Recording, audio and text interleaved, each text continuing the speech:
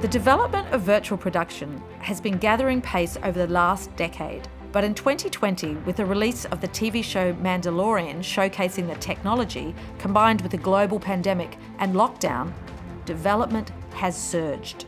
At the end of 2020, here in Australia, Industrial Light and Magic has a temporary LED volumes at Sydney Fox Studios. Clayton Jacobson of Melbourne's Dreamscream has been shooting tests on one of Australia's largest LED volumes, and Adelaide's Novatech also supplies virtual production services.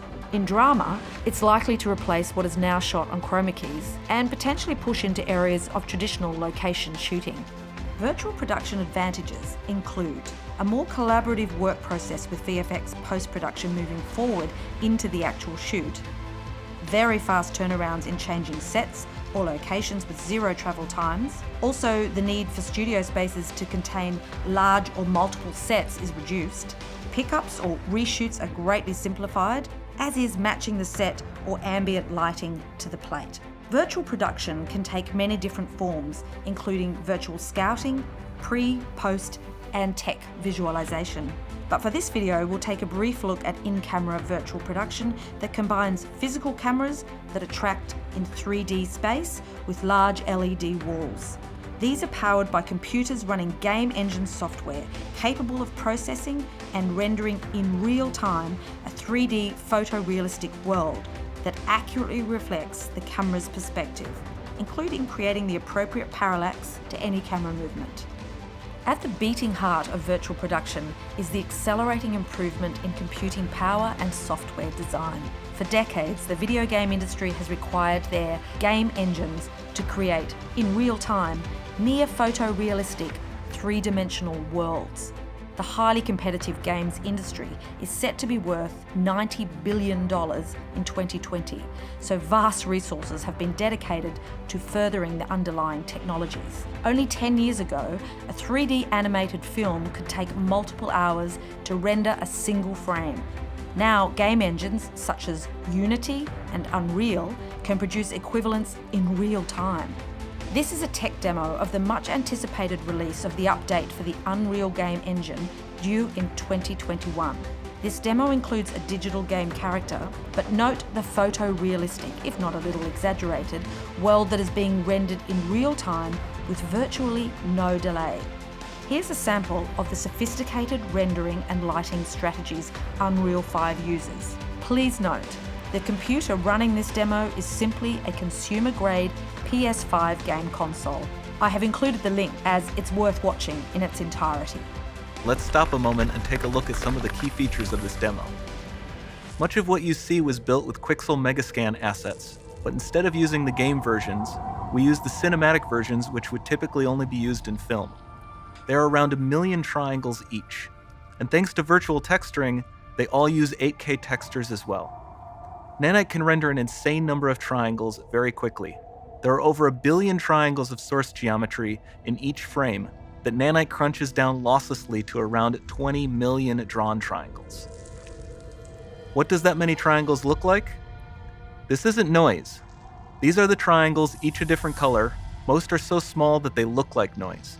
Nanite achieves detail down to the pixel, which means triangles are often the size of pixels. This amount of geometric detail requires shadows to be pixel accurate as well, and Nanite can do that too. Speaking of lighting, all of the lighting in this demo is completely dynamic, with the power of Lumen that even includes multi-bounce global illumination. No light maps, no baking here. Without GI, all of that beautiful lighting is gone. With Lumen enabled, we can move the light and the bounce changes instantly.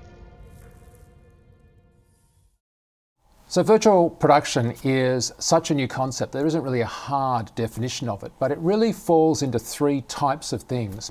All of them interactive, all of them having kind of a real-time component, so you get feedback for sometimes everybody and sometimes just the director and maybe the DOP.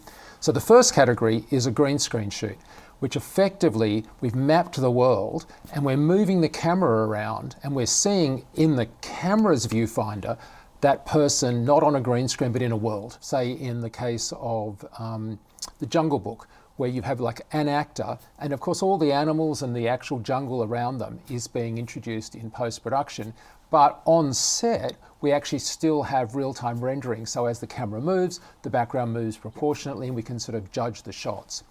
Obviously, a traditional green screen shoot, you just have to guess what would be where the green is. The second, we take away the green screen and we put in LED screens, and now the person is moving around on the stage, and the stage itself is the projection environment.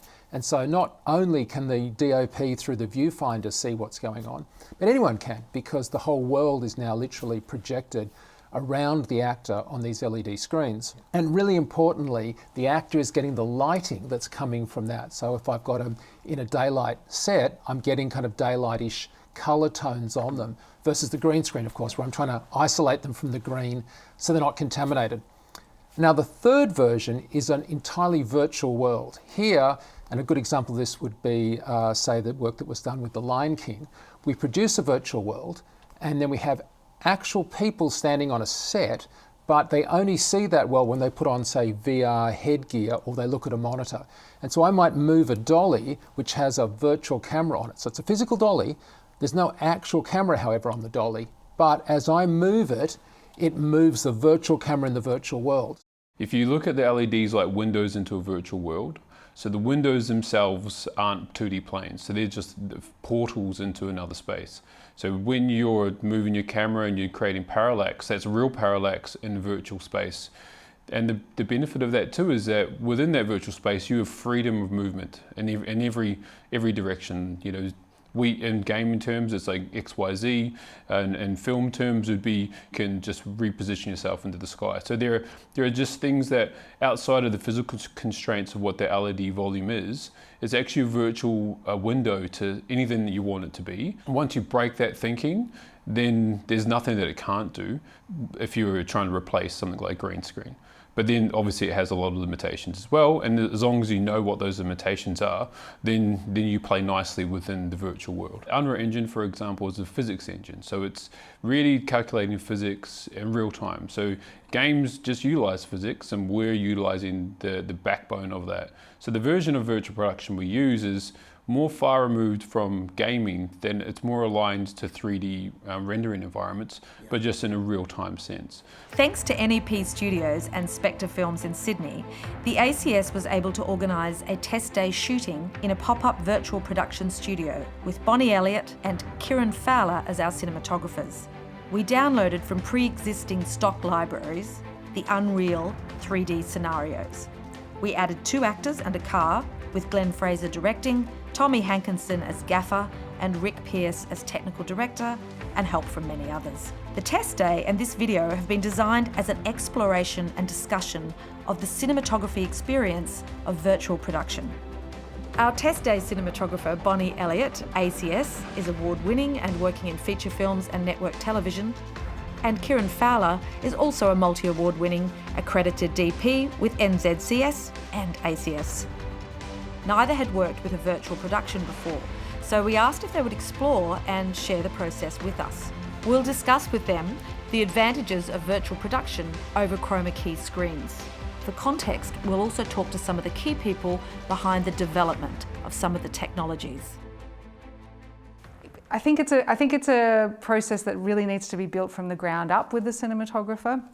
So to walk into a volume studio and just throw up a plate and sort of try something out, you're not going to get the best results out of it. So I think what we achieved was just really a getting to know the technology session rather than here's a perfect example of it. I think there will be applications. Obviously, the more that you had a mid-ground set or some kind of element that integrated the background, so you're not just dealing with the front plane and the back plane, which does feel somehow not totally real to me. There is a big advantage because instead of just using film lighting to emulate, say, the ambience of a daylight exterior, you've actually got this real daylight exterior that's being, which is on the LED volume, and you've got those real hues like the blue of the sky, you've got the green of the grass, and the whatever the mountains is feeding into this ambience, which, you know, when you go outside, ambience isn't all just 5600. It's a mixture of all these different elements. Yeah, I mean, it does feel like you need to really be quite resolved about what it is that you're trying to achieve photographically, because whilst there is room to adjust potentially the plates on the day, obviously everything you do takes time. And so, you know, what we felt was that you would always want to have a pre-light and a day to really fine tune things before you came into a studio like that to actually shoot with actors, because the realities of the back screen and what you were doing in the foreground are so connected suddenly, and so whatever's happening back there on the back wall is sort of forcing your lighting in the foreground in a way. It's a kind of strange sense that the plate kind of drives what you're doing to a degree. So the more you're involved in the construction of those plates and the quality of them in terms of contrast, light, just everything about them, that's when you would get a good result. In terms of tools, I can just put up on the LED wall a big white rectangle, which would take the place of an area light. So I could instantly just provide the DOP with an area light. Where it becomes really pivotal is over hard light. And by that I mean sunlight. Because what we can't get out of these LED volumes is really sharp, strong daylight type light. So look great, you can have magic hour for 18 hours, shoot all day in one beautiful sunset. But once I want to get into harsh exterior lighting, I'm going to need to find a gap in the LED walls or take out some panels and stick some really directional hard light in there if I expect to sell to the audience that they've been hit by anything like direct sunlight. And so once I do that, all my traditional problems about that LED space are the same ones we have on set. I need to have enough distance so that inverse square doesn't screw up and they don't look like they're getting sunnier as they walk to the right of stage.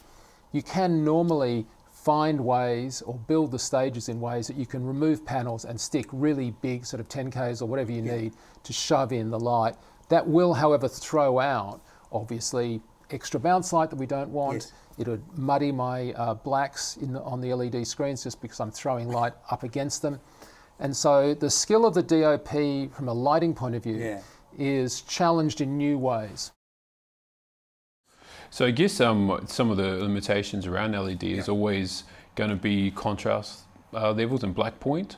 But what we're finding, if you spend enough time calibrating your camera sensor to the LEDs and providing you use the right processing at the back end of the LED, you can achieve the HDR image on the wall, which what you're expecting. So then the sensor sees what you plan for it to see.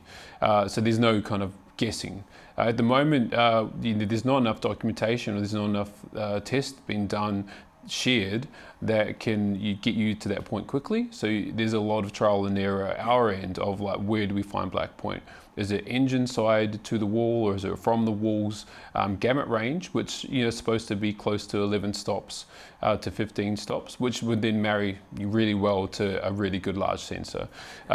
Some of the tests that we've done is we've managed to achieve that a few times, but then it's all comes down to content specifically. So if we have a dark scene, then trying to get the black points and the dynamic range becomes a bit harder. It's incredibly important that we calibrate everything. If you think about it for a second, let's take just a colour grey. It's the side of a building, or let's say a vehicle. We've got a grey military vehicle. If part of that is in the wall and part of it is in the real world, we have to know, okay, well, the paint is a certain grey. The light will affect how we perceive that grey. The lit surface will be perceived differently by different CMOS sensors in different cameras with different lenses. So right away, just getting it to the film plane effectively is going to change things, but that's fine, we're used to that. What we're not so used to is we also then have to make a digital copy that mimics in its render the same optical characteristics that I just described. So the render of the grey has to match the lighting, has to match the colour of the grey, has to match the properties that the CMOS will see. And take into account that the display has its own unique lighting properties. LEDs typically having spikes in their frequency graphs. So as good as you think you're going to get it, you're always going to have some tweaking. But here there have been new tools developed to kind of work with that. We've all seen on a 2D screen a power window. We draw it round. Let's say I make it soft. So as I change the colour, a region of the screen gets darker or lighter or shifts in hue. In the stage, I can do that with a bubble. And so what I would have is an iPad, and I would move a bubble, like a volume, to some part of the stage. So it might be half in the stage, half out, might be just creeping in at the bottom, or in fact be up in the sky. I can obviously make it soft again, but now it's soft in all dimensions. So it's a 3D power window. It's a 3D power window, but it's like, I think of it as like a bubble, a soft bubble, furry bubble if you like. And so as I change the, say, chrominance, in that volume it's going to change, as opposed to in that as a sort of a circle. And that allows it to travel over multiple screens, multiple angles of screens, in and out of different parts of the virtual world. And because it's all real time, because it tends to be driven by the Unreal Engine, because that's by far the most common engine, you can have an iPad and be moving that thing around and interactively seeing the result.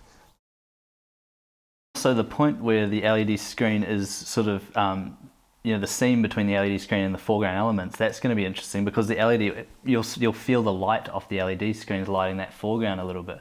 So I think on the Mandalorian, they were using sort of vignettes around the edges to drop the exposure back off where the seams meet the practical elements and the screen. Because you'd actually see a source of light on the foreground sand element, and it'd be kind of given away just because it's so close to where the LED screen is. And I don't know if that's something where you need to sort of set your foreground elements a certain distance away from the LED panel and just try and get the parallax to trick it, but I guess it'll be a case-by-case scenario over what you're shooting. But if I had an object that was bright red and it was a long way away, I wouldn't get any contact lighting on me, just wouldn't happen. But if that thing isn't actually a long way away, but sitting on the LED wall because it's projected to exist a long way away, but is physically quite close to me, I could actually get bounce light from that colour that I wouldn't get in real life. A bright red car that's way off in the distance just doesn't affect me. And so there are some really interesting issues as to how you get kind of a correct lighting. Yeah. That being said, it's filmmaking. So if it looks good, it is good. There's a flow through between different aspects of filmmaking that lighting departments have to deal with more and more, I would say. So I would think you would want your gaffer involved as much as possible in the planning for a shoot in a virtual studio, and you would want them to be in a real dialogue with the people who are setting up the environment. Like for instance, on the day we wanted to change qualities of one panel, not another, in terms of colour temperature, because we're using it as a light source essentially. So it became part of the lighting department's area, but suddenly the people on the computer are dealing with it. So, and we didn't actually have control separately in the configuration that they had. So there's things like that you would want to flush out before you got there. Typically on set, what we have is a brain trust or a brain bar of people that are controlling the process, that are able to work with the DOP, but also, quite frankly, you could give the DOP the iPad and they could just move it with their finger because it's that kind of interactive. You'll have your gaffer, and then you'll have your virtual lighting team, and there needs to be that pre-production process together. I think everyone needs to be involved with that, which is very exciting because those decisions happened in post-production.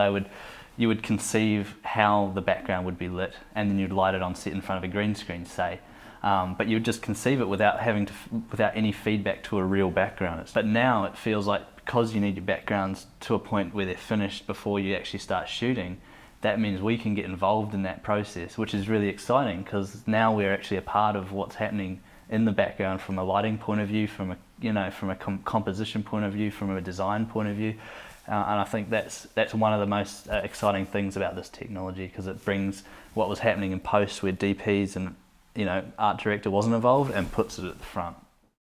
There is enormous power in the technology, potentially, for cinematographers to really have that sort of fundamental core process of creating the look of the whole film and the world by being involved in creating what will be the background plate, but also that sort of, I guess, that detail of the creation process is very different. If you're doing a very VFX heavy film and you're more caught up in a process of approvals, this is the opposite. You're at the genesis stage rather than the sign-off stage, which is great.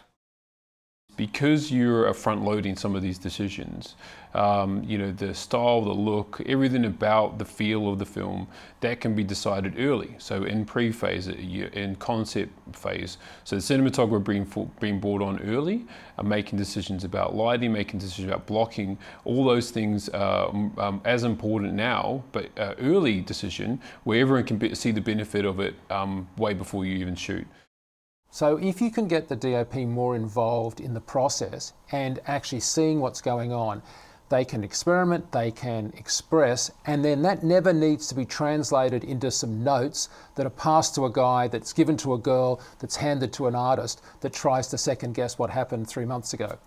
The other great thing about it is that we're not presuming for a second that we will always have a DOP right the way through to production. So the more we can have happening with the DOP there on set, and with the actors reacting to what's going on, and with the advice and encouragement and the direction from the director, the better off we are. So we want to get that immediacy and that instinctive responsiveness captured by allowing people to interactively work on what they're doing. Okay. One thing also to remember is just because we're doing something in an LED stage, it doesn't have to be perfect. It could be, of course, and we could get final pixels in camera, and that'd be great. Yeah. But imagine for a second that I didn't have, for example, a creature that was moving in the background, and it wasn't possible to have that creature moving in real time for whatever reason. It would still be beneficial to have my actors filmed in the LED environment. I could put up a green screen behind them, and that would track and move with them as they walked, so I'd always have a little green screen for them. But even if I didn't do that, even if I just left them in their environment, if you talk to any post-production roto person, it's way easier to roto a person off a blue sky and put them back over a blue sky than it is to roto them off green and then put them in a church scene. It's going to be a lot easier to have them lit correctly and contextually for the scene. In pre-production would have the capacity, once it's built before you shoot it, to get a virtual camera and have a look around in that world and see where the good angles are and think about where you might want the sun to be. There would be a lot of things that, I often just go back to a location at a few different times of day to see what it looks like. It's like a kind of, it's a virtual version of that, I suppose, that there is that flexibility. At the same time, though, I will say that I think that might also, I think you would really need to have clear aesthetic ideas that you're bringing to it, because it can be also that thing when there's so much choice, then it's endless. I guess it's hard for me because I'm one of those cinematographers who's very much caught up in the sort of, I like to be in the world and respond to the world and respond to the actors and respond to the moment. So for me, to be honest, this technology is not sort of my natural zone of excitement. I don't kind of go, I just love the idea of being in this dark space and controlling everything and building it from scratch.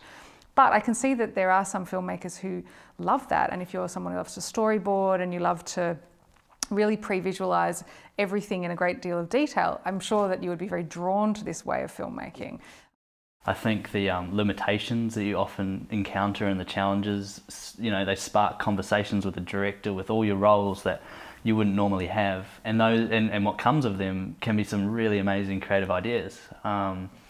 So I absolutely see the value in that, and I think that will still be a big factor in production. Like I don't think the on location will go completely, and I think a big part of using the LED volume will be for directors that can work in that space and they can conceive conceptually worlds and spaces without actually having to be in them. And I don't think that will be for every director. I think it'll be for some, but not every director. And so I still think there'll be this choice. It won't be like, okay, everyone's now going to be in a studio. I guess where it feels like it might interact more with the sort of films that I might be involved in, which are more set in the world and more naturalistic potentially, is that you might be able to shoot things in that space that are hard to pull off in reality. Like Kira and I were talking on the day about some film he had coming up where he wanted to shoot in a forest at night with rain. Things that are quite hard things to potentially do on a budgetary level. So that's where I think I see this technology becoming interesting for people who are more interested in sort of realism, I suppose, as opposed to more fantastical, those sorts of films. I can see the benefit of this sort of letting go of the tangible reality of a set and the physical space of, you know, what the natural light is doing. Do you like it? You're sort of not responding to a real world. So it's about that kind of preconceived filmmaking methodology. So there are lots of challenges for the DOP, and I guess the best way to think about this is that an LED stage doesn't solve every problem. It solves some of them. It creates some new ones. It gets you maybe 90% of the way there in some marvellous ways that produce gorgeous kind of pictures. But the second you want to stick up in a church, for example, a lot of mist or fog to have God rays, you get all sorts of problems, right? Because you flood up a soundstage with smoke and you're going to have incredibly complicated problems to try and get the transmissive properties of that to go into the LED screens. And you're going to find that there's a set of skills and a set of approaches that are going to be needed for using LED screens in the same way that there are for using green screen, for shooting exterior versus location. It's a new bag of tricks that a DOP has to come with. At the moment, we think in the world there's about 100, 125 stages, with another 150 due to come online by the beginning of next year. So there's mass acceleration in actually building these stages because of COVID and the fact people can't travel, and it seems like a good option. Problem is the tech is moving fast as well. So we have pitch, which is how close those LEDs are together. And at the moment, that pitch is just a function of price, really.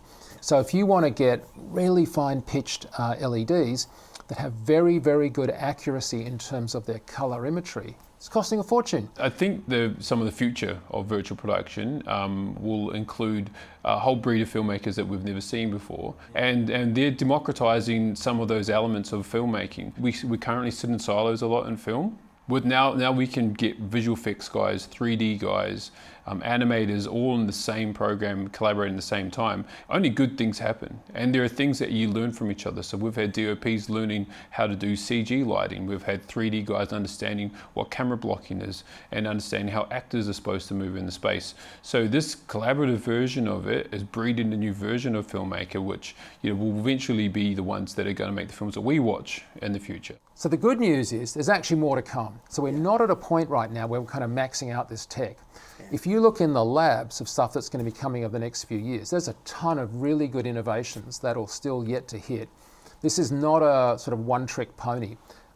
We're going to get much better at estimating where the light should be on any part of the volume, as opposed to just knowing where it is at the edges and having someone walk around in it. We'll be able to dynamically change the lighting balance, so as the person is in the volume, they are getting it. And that's called light fields, and that's the holy grail. That's the stuff that'll turn it into a holodeck. But for that, we're going to need to have a new generation of LEDs. So that's just one example of a ton of stuff that is being worked on by people in various labs right now. Yeah, you see these young guys, they've built a whole world. So there's games that are built just in their bedrooms. You can't compete with the hunger that people have for technology. You can't control that. So if any, then these sort of avenues or these tools are these gamer kids who now want to make film. Like it's just another pathway for them. So I feel like you just can't stop it. Filmmaking has always been an artistic and technological pursuit. Virtual production, while still in its infancy, is rapidly evolving.